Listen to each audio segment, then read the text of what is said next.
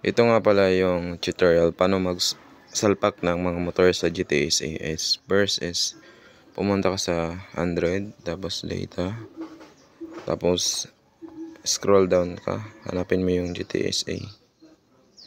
Tapos pag nahanap na yung GTA SA, pindutin mo, tas punta ka sa files, TXT.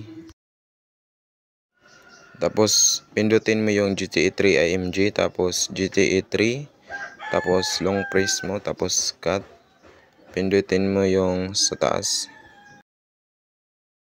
Tapos pindutin mo yung device storage, Android. Tapos i-paste mo yung mga nakat mo na file, tapos hintayin mo lang saglit. Tapos pag natapos na, punta ka lang sa download. Pindutin mo yung download, tapos pindutin mo yung reader.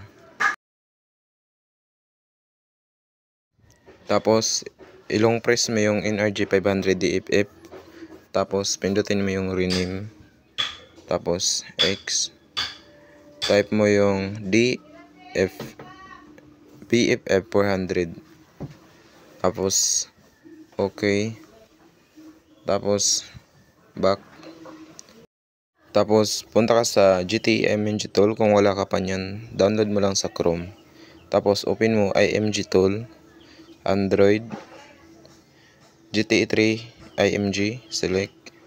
Pindutin mo yung 3 dots, add files, tapos pindutin mo yung sa taas ng data yung tuldok. Tapos pindutin mo yung download, tapos pindutin mo yung reader, BF400 DFF, select mo yun. Select. Tapos 3 dots. Tapos rebuild. Wait mo lang hanggang matapos. Tapos pag natapos na, back mo lang. Download mo yung TXT tool sa Chrome kung wala ka. Tapos pindutin mo yung folder na blue sa baba. Tapos GTA SA. Tapos Android. Tapos GTA 3. Pindutin mo. Tapos use this folder. Allow. Tapos plus. Pag yan lumabas, pindutin mo lang yung okay. Tapos from this image, pindutin mo din yung from this image. Tapos without alpha, kasi without alpha yung nakalagay dun. Tapos punta ka sa download, pindutin mo yung reader.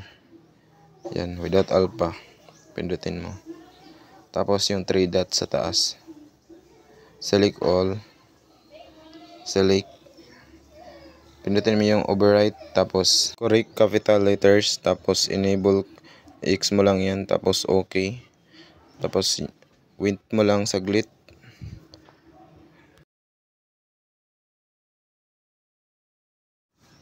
Tapos pag natapos na, pindutin mo yung okay. Tapos pindutin mo yung back. Punta ka sa Jaricarver, Android. Tapos pindutin mo yung GTA 3 IMG, GTA 3. Long press mo, tas cut, tapos data. Scroll down ka, hanapin mo yung com.trackstar, files, TXT. Paste mo yung mga file na kinapi mo or cut. Tapos wait mo saglit na matapos. Tapos pag natapos na, back mo lang. Pwede ka na maglaro kasi nasalpak mo na yung motor na rider. Open mo lang.